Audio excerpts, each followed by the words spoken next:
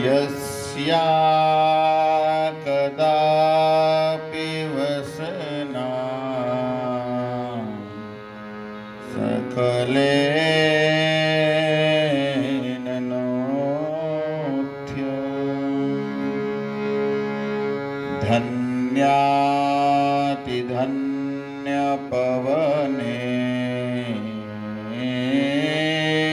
धन्यातिधन्यपवनेन कितार्थमान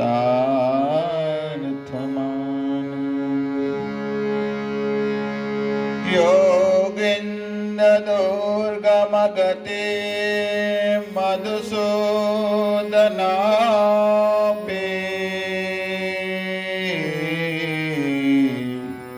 तस्या नमोऽस्तु विश्वभानु भुवो दिशेऽपि कृष्णाय वासुदेवाय हरये परमात्मने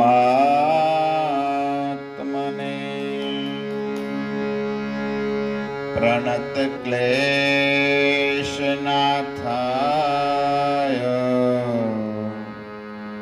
गोविन्दाय नमो नमः। नाम संकीर्तनं यस्य सर्वपापप्रणाशनम्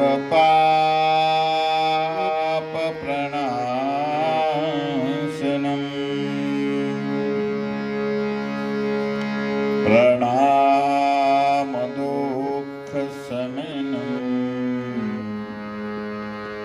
तं नमामि हरिपरम्।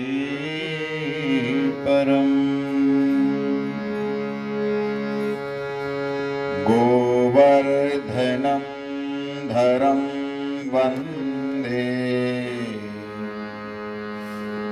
गोपालं गोपरूपिणम्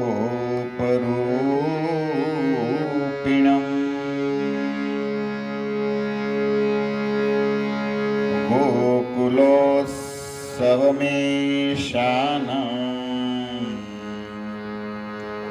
गोविन्दं गोपिकाप्रियं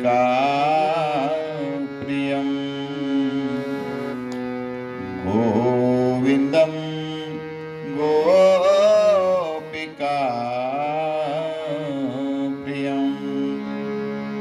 हरे कृष्ण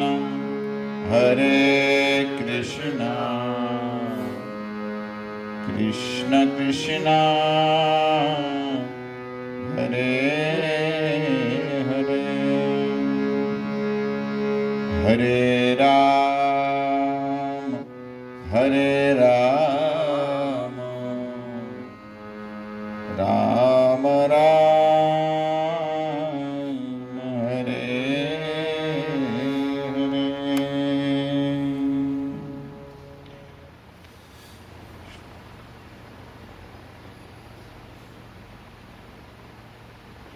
श्रीरूप सनातन भट्ट रघुनाथ श्री जीव गोपाल भट्ट रघुनाथ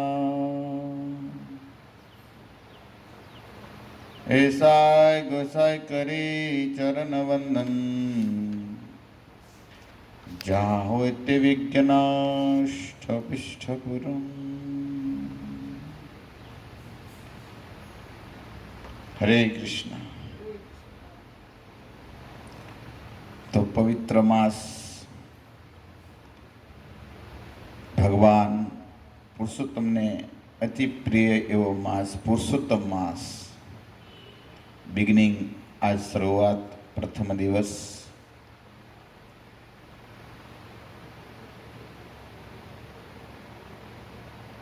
भजन करवामा आ महीनो भक्ति करवामा बहु अनुकूल होय छे। અલગ અલગ પ્રકારની सीजन आवे छे।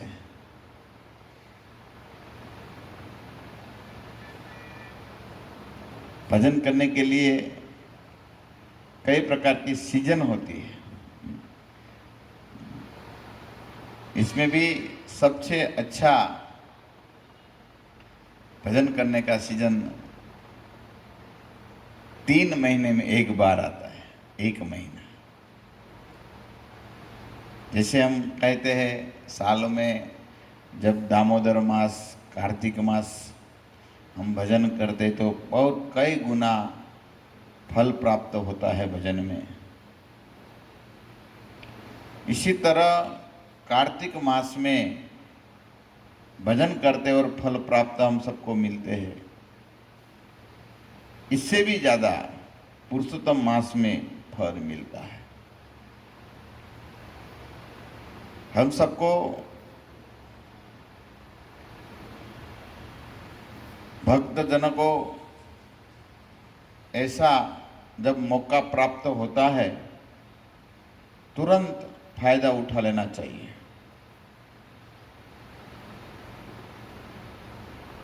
पुरुषोत्तम मास में किया हुआ भजन कई गुना फल देते हैं। ऐसे भी हम सब आलसी है, रजो तमोगुनी में रहते हैं, इसलिए हमारे लिए तो ये मुनाफा का बिजनेस है। थोड़ा करे ज़्यादा प्राप्त हो जाए। इसका अर्थ ऐसा नहीं है थोड़ा करेंगे तो ज़्यादा मिलने में तो हम कम भजन करें। जैसे वो धनी होता है वो अपनी तिजोरी में धन छुपाते हैं, बहुत धन एकत्रित कर लेता है तो भी बार बार धन का लोभ होता है। लोभ करना तो ये नरक का द्वार है। गीता में भगवान 16वें अध्याय में कहते हैं काम क्रोध लोभ ये 3 नरक का द्वार है।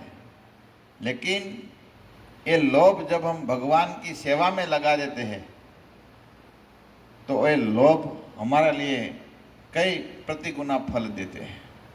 लोभ करना है लेकिन भगवान की सेवा में करना है। तो भगवान हम सबको मौका प्रदान करते हैं। ये अधिक मास पुरुषोत्तम मास में हम भजन करते हैं तो भगवान प्रसन्न होते हैं। इसलिए कहा गया है विधि वस्तवते यस्तु पुरुषोत्तम मादसत् कुलं स्वकीर्त्यमुद्धृत्य मा भेवेष्यत्य संशयम्।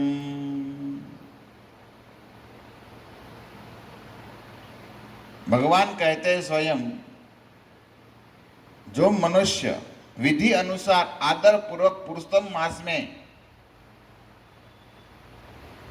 वो पुरुषोत्तम मास का सेवन करते हैं, विधि अनुसार जो शास्त्र में कहा गया है इस अनुसार, और अकेले नहीं कुलम स्वकीर्तयस कुल सहित अपने परिवार सहित जो भजन करते हैं तो कहते हैं इस व्यक्ति का कुल सहित सबका उद्धार हो जाता है।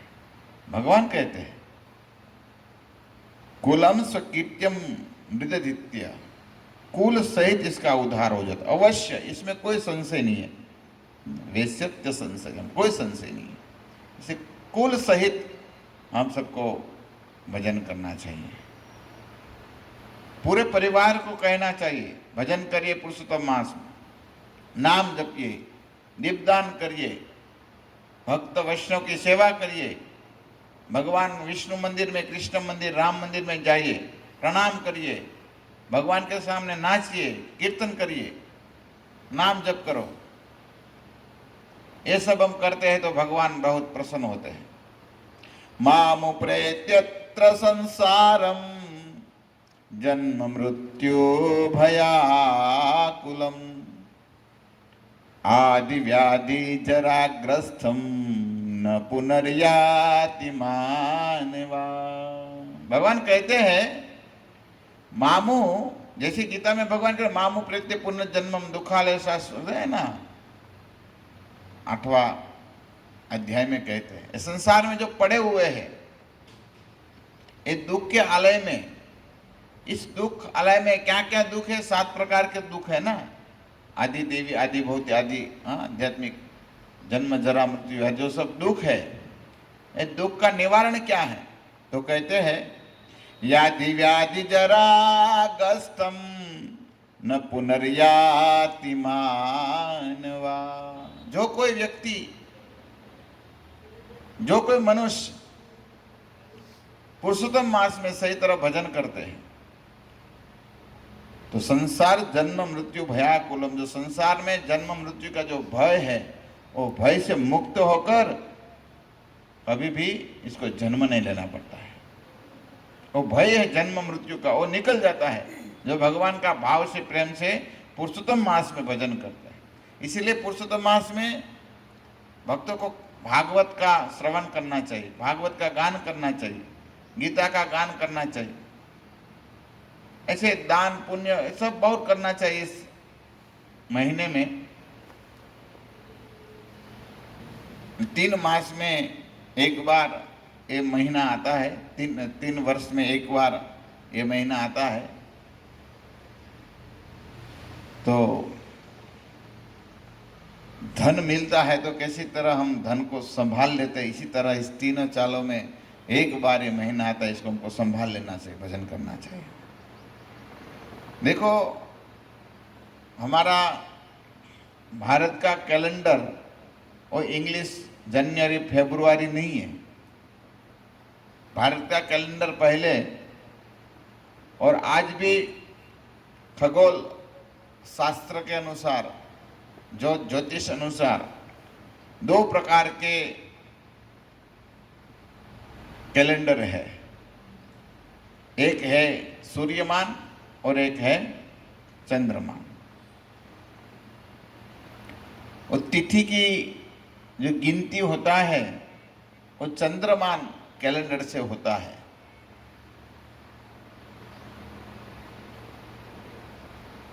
शास्त्रों में कहा गया है सूर्य का जो महीना होता है वो 30 दिन और 14 घंटे का होता है, 30 दिन और 14 घंटा। और चंद्र का जो महीना होता है 29 दिन 14 घंटा का, 1 दिन कम होता है।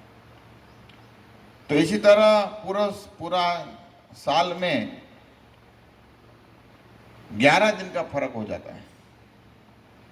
सूर्य का जो महीना होता, साल होता है पूरा साल, और 365 दिन का होता है, और चंद्र का जो महीना होता है वो 354 दिन का होता है, 54। तो 11 दिन का करीबन फर्क है साल में। तो सूर्य से चंद्र की गति कम है ऐसे पता चलता है। 1 महीने में 1 दिन कम चलता है चंद्रमा। तो इसी वजह से 3 महीने में और 3 साल में, 3 महीने में गिनने तो कहे तो 3 दिन हो गया ना, महीने का 1 दिन, ऐसे पूरा साल का 11 दिन होता है निकलता है। और 3 साल में 30 दिन निकलते एक्स्ट्रा चंद्रमान के, चंद्रयान के अनुसार, चंद्रमान के जो कैलेंडर अनुसार। तो वो महीना जो आता है इसको अधिक मास कहते हैं। 3 साल में 1 महीना एक्स्ट्रा आ जाए, 11 दिन के 33 दिन होता है, लेकिन इसमें भी तिथि कभी 2 आ जाती है या कभी तिथि कम हो जाती है। इसी तरह ज़्यादा से ज़्यादा 32 दिन और 14 घंटा का पुरुषोत्तम मास आता है। 32 दिन का भी आता है, कभी कभी 2 तिथि हो जाते तो 32 दिन हो जाता है, कभी 29 दिन का आता है, कभी 30 दिन का, और छोटा से छोटा 28 दिन का आता है। शायद ये महीना इस बार 28 दिन का है पुरुषोत्तम मास। तो इसी तरह सूर्य और को चंद्र के साथ संतुलित करने के लिए ये पुरुषोत्तम मास आता है। देखो, हमारे भारत देश में शास्त्र में रुचि है, विश्वास है, इसी अनुसार। और देखो, इंग्लिश कैलेंडर वाले कुछ मानते नहीं, ये तो 12 महीने आते हैं, इसको 13वां महीना कभी भी नहीं आता है। 6 महीना हो जाए या 6 साल हो जाए, कभी भी इसका 1 महीना एक्स्ट्रा नहीं आएगा। और इसके सूर्य चंद्र के साथ इसके कुछ लेना देना नहीं है। इसलिए तो देखो, जन्म तिथि होता है ना, जन्म तिथि भी इंग्लिश कैलेंडर अनुसार नहीं मनाना चाहिए। जन्म तिथि मनाना है तो चंद्र तिथि, जो मतलब जो चंद्रयान चंद्रमान जो कैलेंडर है, इससे मनाना चाहिए। तो सब तिथि, वार, नक्षत्र, महीना सभी का देवता है। जिस तरह ज्योतिष शास्त्र निकला है, जो ज्योतिष शास्त्र के प्रणेता कौन है? भृगु ऋषि। भृगु ऋषि ने बहुत सब विस्तार से कहा गया है। और सब वार होता है, कौन से वार में कौन सा ग्रह, ये सब होता है ना। वो जब कुंडली में कहते हैं ना, वो बुध है, बुध के साथ शनि पड़ा हुआ है, सब बोलते हैं ऐसा। वो बोले ये पड़ा हुआ तो ये होता है, ये होता है। या किसी के कुंडली में अंगारा पड़ा हुआ है, ऐसे सब बोलते हैं। वो कहाँ लिखा है? भृगु संहिता में पूरा लिखा हुआ है। सब वार, तिथि, नक्षत्र के अनुसार ये ज्योतिष शास्त्र निकला हुआ है। देखो, ये पुरुषोत्तम मास कैसे आता है, ये खगोल शास्त्र को पता चल जाता है। कभी सूर्य ग्रहण है, कभी चंद्र ग्रहण है, होता भी है, अगाऊ बोल देते हैं ना। तो ये तिथि के अनुसार इसको पता चलता है। ये सब, ये तिथि कटेगा तो ये होगा, ये तिथि कटेगा तो ये होगा। जैसे सब वार का देवता है, जैसे सोमवार का देवता कौन है? शिव जी है। और मंगलवार के हनुमान जी है। बुधवार के कौन देवता है? गणेश जी है। और गुरुवार के बृहस्पति है। ऐसे तो बृहस्पति है, इसके नाम ही बृहस्पति। गुरुवार को पहले बोलते थे तो बृहस्पतिवार बोलते थे। तो बृहस्पति इसका देवता है, मतलब ब्राह्मण है और देवता भी है भाई, देवताओं का गुरु है बृहस्पति।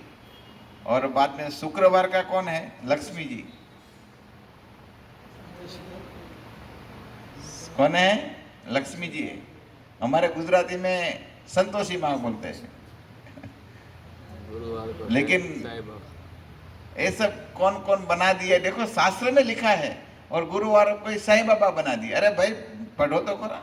हमारे पुराना नाम, हमारे जो पूर्वज लोग थे, वो गुरुवार बोलते ही नहीं थे और बृहस्पतिवार बोलते थे ना। तो लिखा हुआ ऐसे तो शास्त्र से ही नाम है।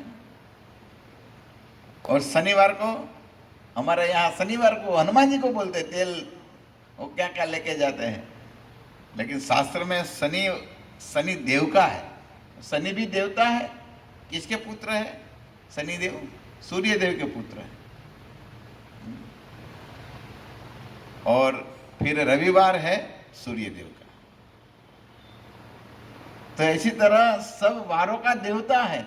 इस वारों पर हम जो इस देवता की पूजा करते हैं, तो जन्म कुंडली में जो कुछ भार होता है, जन्म नक्षत्र में या जन्माक्षर में हमारा कोई भार होता है। इसलिए जब किसी का जन्म होता है ना, तो ये नक्षत्र में और वार और तिथि का मिलन करके इसका कुंडली निकाला जाता है।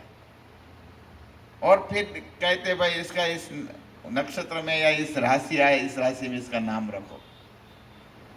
या इस राशि पर हम नाम नहीं रखते तो भार होता है इस बच्चे या संतान पर। देखो, भगवान का भी नाम हुआ तो गर्ग ऋषि ने नाम रखा है ना, भगवान श्री राम का भी नाम रखा वशिष्ठ जी ने, तो ये राशि अनुसार, नक्षत्र तिथि वार अनुसार रखा हुआ है। तो ऐसे होना चाहिए। ये शास्त्र हमारे झूठ नहीं है, ये हमारे सब ऋषि मुनि ने सब इतनी तपस्या करके सब शास्त्र बनाया है। तो इसका कहना ऐसा नहीं, कभी कभी हमारे भक्त बोलते हैं हम ज्योतिष को मानते नहीं। ठीक है, नहीं मानते, लेकिन जो ऋषि ने लिखा है, ऋषि का बात तो मानना पड़ेगा ना। जो ऋषियों ने जो कहा हुआ है तो मानना पड़ेगा ना। तो भृगु ऋषि कोई थोड़ी ना साधारण है। भृगु ऋषि ने ग्रंथ लिखा है, क्या सबको भ्रमित करने के लिए लिखा है? नहीं। जब जीव का जन्म होता है तो इसकी भविष्यवाणी होता है, इसके जीवन में क्या होने वाला है पूरा लिखा होता है,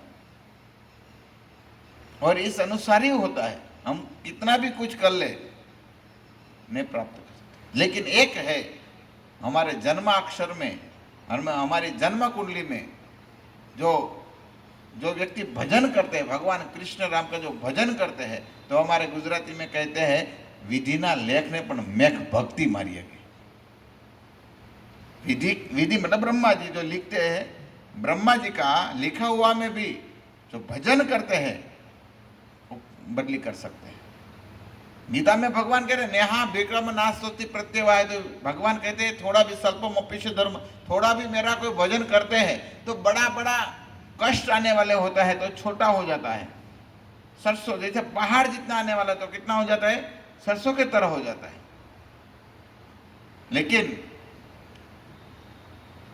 इस भक्ति जो करते हैं, ऐसे भक्त का जब आशीर्वाद कृपा मिल जाता है तो सरसों जितना भी कष्ट नहीं आता है।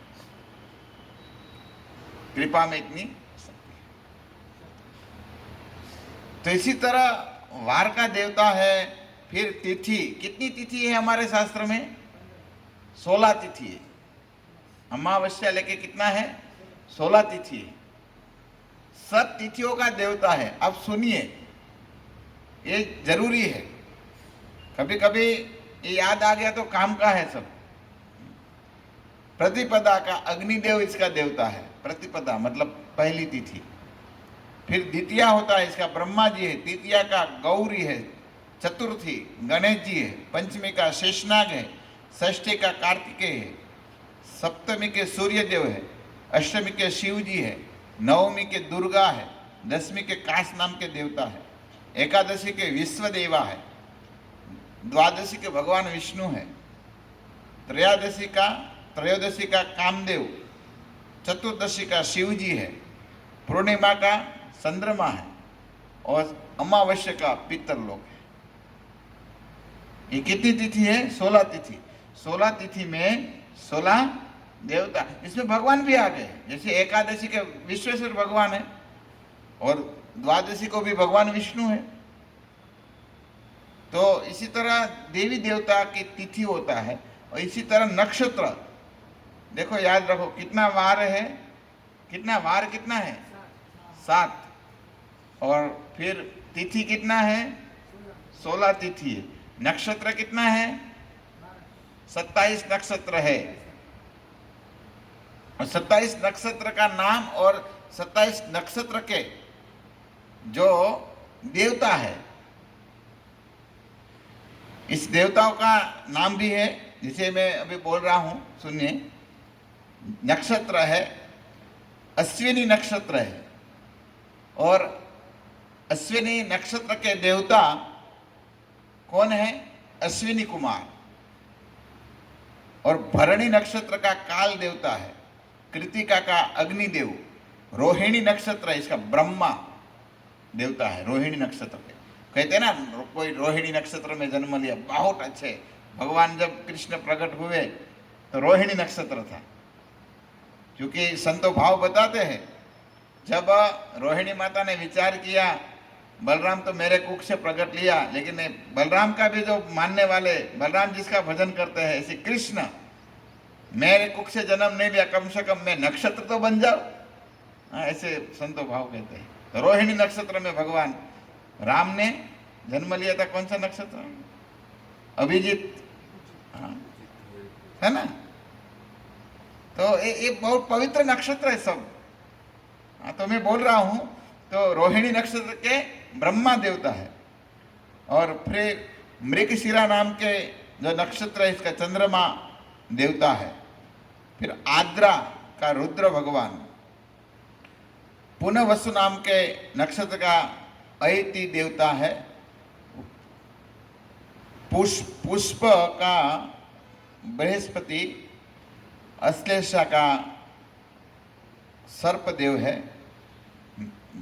बस फिर है मघा, मघा का पितरलोक है, पूर्व फाल्गुनी का भगदेव है, उत्तरा फाल्गुनी अर्यमा, इसकी भी बड़ी कथा। अभी पितरलोक है, पितर का जो श्राद्ध विधि गया ना, तो इसका कौवा क्यों होता है, कौवा किसका वाहन है, बड़ी कथा है, आप सबको पता होगा। श्राद्ध पिंडदान है, इसमें कौवे को ही क्यों खिलाते हैं, क्यों दूसरे पक्षियों में? तो गरुड़ सबसे श्रेष्ठ है ना, तो गरुड़ देव के क्यों नहीं, कौवे की क्यों? अभी सब पक्षियों में चांडाल पक्षी कौवा का आ गया है, सबसे निम्न पक्षी, तो ये क्यों? अर्यमा कौन है मालूम है आपको? अर्यमा इंद्र का भाई है, और जो आदित्य है ना, 12 आदित्य, अदिति के जो 12 पुत्र है, इसमें के अर्यमा है। और अर्यमा पितरलोक के राजा है, और पितरलोक के थोड़ा नीचे आता है नरकलोक। नरकलोक का राजा कौन है? धर्मराज, यमराज, है ना। तो ये बड़ी कथा है, आपने सुनी होगी, जब धर्मराज को ऐसा हुआ, यमराज महाराज को, ये सबको दंड देके मैं थक गया हूँ, भक्ति करने का मन था, तो फिर विदुर जी बनकर आए। पर तब 1 साल, सॉरी, तब 100 साल, क्योंकि कथा मिलती है विदुर जी 100 साल तक यहाँ पर आए थे भूमंडल में और भजन किया था। और 100 साल तक किसको ये नर का विभाजन सौंपा था? अर्यमा को, क्योंकि वो वही पितर के बगल के है ना, तो इसको दिया था। और फिर अर्यमा को भी भगवान का आशीष है पितरलोक को संभालना, भगवान के कहते इसके अनुसार सेवा करते हैं अर्यमा। और अर्यमा का वाहन है कौवा, तो कौवा को जब खिलाते हैं ना, तो कौवा कहाँ लेके जाते हैं? अपने मालिक के पास जाता है। अब इसके मालिक कौन है? अर्यमा है। और अर्यमा जैसे उपानंद प्रभु, आपके बच्चा अमेरिका है, और अमेरिका से कुछ कुरियर किया और नाम कुछ लिखा, तो कुरियर वाला होगा कहाँ पर आएगा, और कुरियर कहाँ देने आएंगे? आपके पास आएगा। और फिर आपके बच्चे ने लिखा होगा, भाई ये वस्तु मंदिर को देना है, ये आपको अपना चाचा को देना है, ये अपना बहन को देना है, ये अपना भाई को देना है, तो आप क्या करेंगे? विभाजन कर देंगे। अर्यमा भी ऐसे ही करते हैं। जो कौवा होते हैं वो जब खा के जाते हैं तो कहते हैं भाई मैं इतने इतने लोग का खाया है। तब यहाँ से एक ग्रास देते हैं ना, एक ग्रास देते हैं ना, तो लिखा हुआ है एक ग्रास इसको 1 साल चलता है। कौवा 1 ग्रास खा लिया तो पितर लोग को 1 साल तक खाना मिलता है। इसलिए पितर लोग कौवे को खिलाना चाहिए। आजकल कौवे नहीं को गाय को खिलाने, ये तो अलग धर्म है, ये नहीं है। कायदेसर कौवे को खिलाना चाहिए। इसी का मान्यता, कथा, शास्त्र ये कहते हैं। और फिर अर्यमा सबको बांट देते हैं और सब पितर राजी हो जाता है, चलो हमारा कुरियर आ गया, पूरा साल का, पूरा साल का स्टॉक हो गया। कितना खुश होते होंगे। और जब वो बच्चे को आशीर्वाद देते हैं, परिवार कुल के जो पितर जो को श्राद्ध पिंड करते हैं ना, तो ये पितर लोग आशीर्वाद देते हैं और यहाँ इसको अच्छा चलता है। तो ऐसी कई कथा है, ये तो नाम आया तो मैं बता रहा हूँ। अर्यमा जो उत्तर फाल्गुन के जो नक्षत्र है इसका देवता कौन है? अर्यमा है। फिर है हस्त का सूर्यदेव, चित्रा का विश्वकर्मा। स्वाति नक्षत्र आप नाम सुना होगा, इसका पवन देव इसका देवता है। स्वाति नक्षत्र बहुत पवित्र है। समुद्र में जब वो सीप होता है, तो सीप में वो बूंद गिरता है तो मोती हो जाता है ना? आप सुने हैं ना? इसकी बहुत विशेषता है स्वाति नक्षत्र का। और एक पंछी है, चातक नाम के पंछी, वो स्वाति नक्षत्र के जल पीते हैं। फिर विशाखा नाम का नक्षत्र है इसका, शुक्राग्नि। अनुराधा का मित्र, ज्येष्ठा का इंद्र, मूल का निरुति, पूर्वाषाढ़ा जल नाम का देवता, उत्तराषाढ़ा विश्वदेवा, अभिजित का ब्रह्मा, श्रवण का विष्णु, धनिष्ठा का वसु, पूर्व भाद्रपद अजेकपाद, उत्तर भाद्रपद अहि विस्मय, અને लास्ट नक्षत्र है रेवती नाम का। और ये रेवती नाम के नक्षत्र का देवता है उषा। तो इसी तरह सब नक्षत्रों का आपको मैंने देवताओं का नाम दिया, नक्षत्र का। आप सोचेंगे ये सब जानने की क्या, एक ज्ञात होना चाहिए सब। ये हमारी परंपरा शास्त्र में लिखा हुआ है, थोड़ी ना बाहर लिखा है।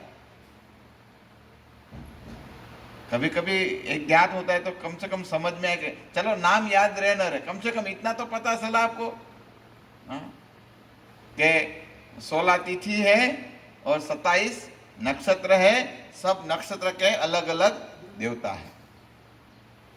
और अभी महीने के बात करें हम तो कितना महीना है? 12 महीना है।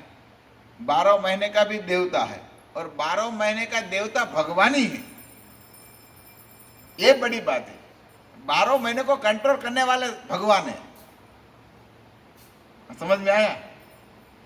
जैसे पहला कौन सा महीना होता है? कार्तिक। कार्तिक महीने का देवता कौन है? दामोदर भगवान, इसलिए इसको दामोदर मास कहते हैं। वैदिक नाम कार्तिक से पहला नाम क्या है? दामोदर मास है। फिर आता है मार्गशीर्ष। मार्गशीर्ष का देवता कौन है? केशवाय नमः। 12 तिलक हम करते हैं ना, वही 12 तिलक 12 महीना है। आप समझ आए? दामोदर हमारा जैसे बिगनिंग, जब शुरुआत होता है साल का तो कार्तिक मास से होता है। तो कार्तिक मास का